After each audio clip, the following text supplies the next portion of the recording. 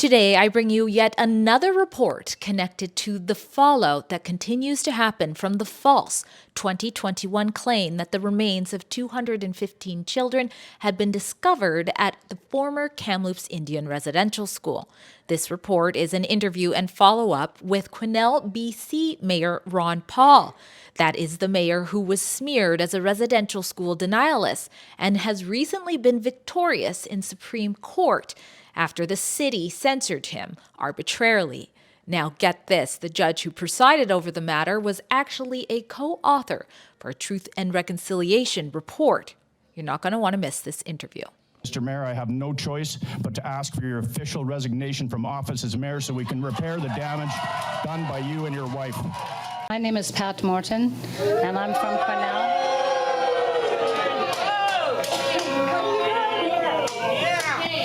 Show some respect.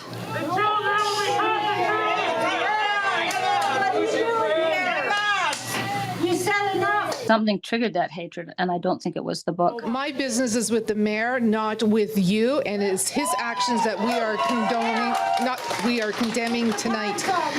Don't care about the book, Pat Morton. What we care about is the fact that you have no respect for your husband as the mayor of this city, and here is the fallout to your actions in the community.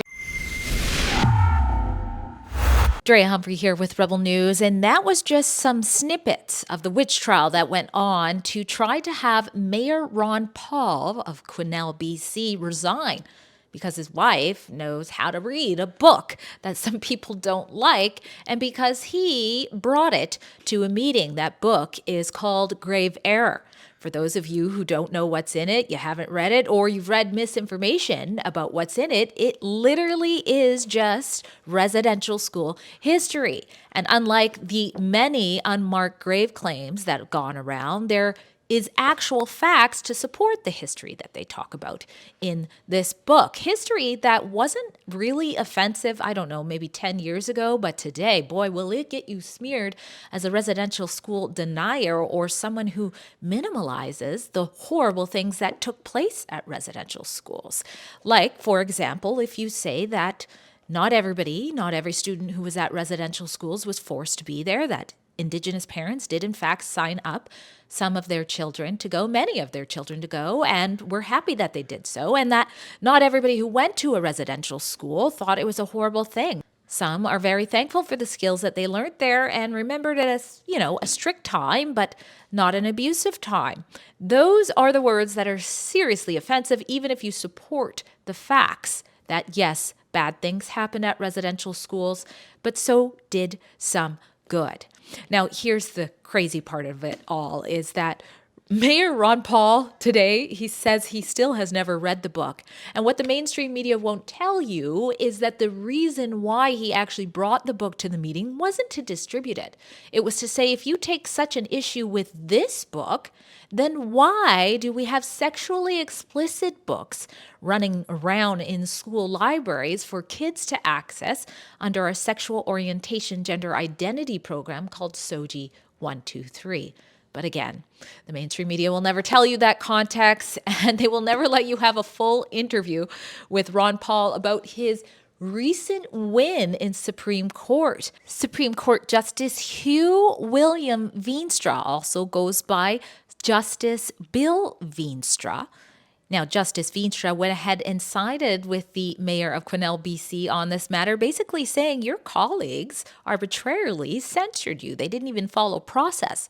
But what's also interesting about this ruling is that Justice Veenstra used to be a former member of BC's Truth and Reconciliation and actually a co-author of their 2018 report.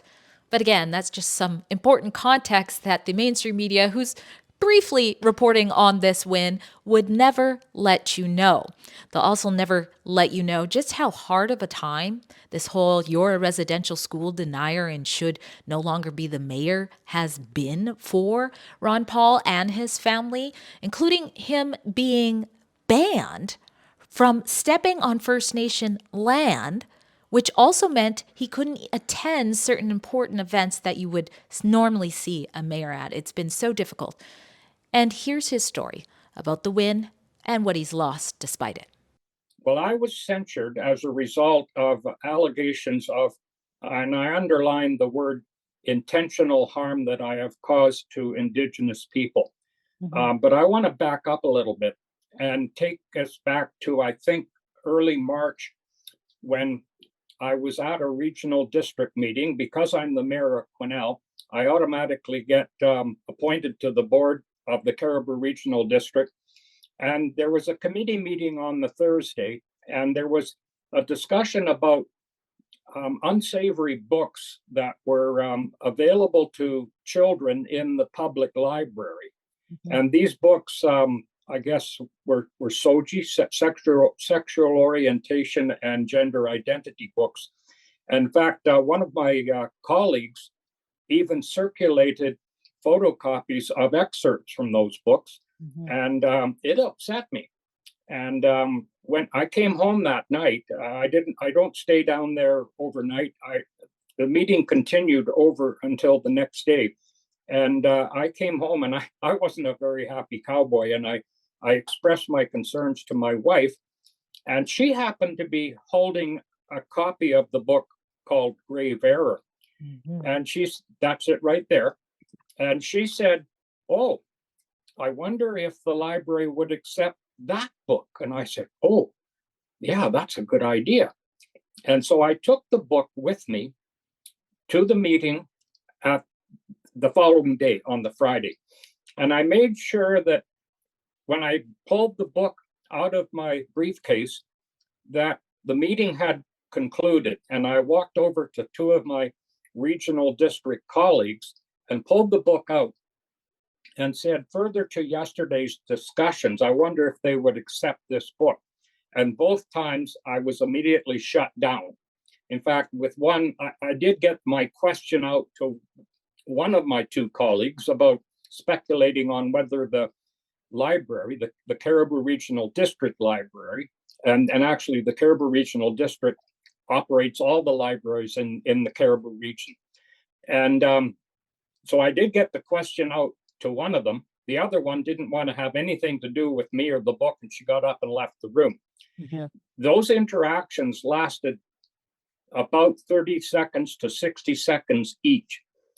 I believe that one of my political adversaries witnessed this, and the whole thing unfolded from there. At the next council meeting, I was accused of spreading hate and spreading false rumors and denialism of residential schools, and on and on and on. My understanding, and based on our previous interview with your wife, was she did suggest, not publicly on some big stage, she just suggested a couple of individuals take a look and let her know what they think about this book. You tried to make the point about the library, and your wife was just trying to say, "Hey, what do you think about this?" What did you face exactly? Well, after this meeting, and this thing blew up within days or even hours of my attending that meeting, where I had one of my fellow councillors come to me and complain about the fact that my wife had this book and that I was trying to distribute the book. And I said, I was not trying to distribute the book. I was simply using the book as a prop in asking a speculative question about whether the library might accept that book for their shelf, in view of the fact that they've accepted the SOGI books. So fast forward, I was censured and sanctioned by the council, unanimously by the council, for actions that I really didn't commit in distributing the book. That was all based on the. I got to be very careful here, but that was all based on conjecture. Like, nobody really had any proof that of me trying to distribute the book, because certainly I was not trying to distribute the book. So one thing led to another, and the next thing I know, I am censured and sanctioned at a public council meeting. And again, my many years of staff and I guess appointed and elected service to the city told me, hey, there's something wrong with this picture. it's got to be defended, and that's when I launched my court challenge from my wife for presumably having the book, being labeled a whore in public, right in Walmart in front of people. The person that said it, I'm glad that I walked away, or else I'd still be in jail right now. And my health has suffered immeasurably. In fact, possibly irreparably, as a result of the anxiety and all of the associated maladies that accompany it. So this has been indeed the toughest time of my life, and I'm glad that it's coming to an end.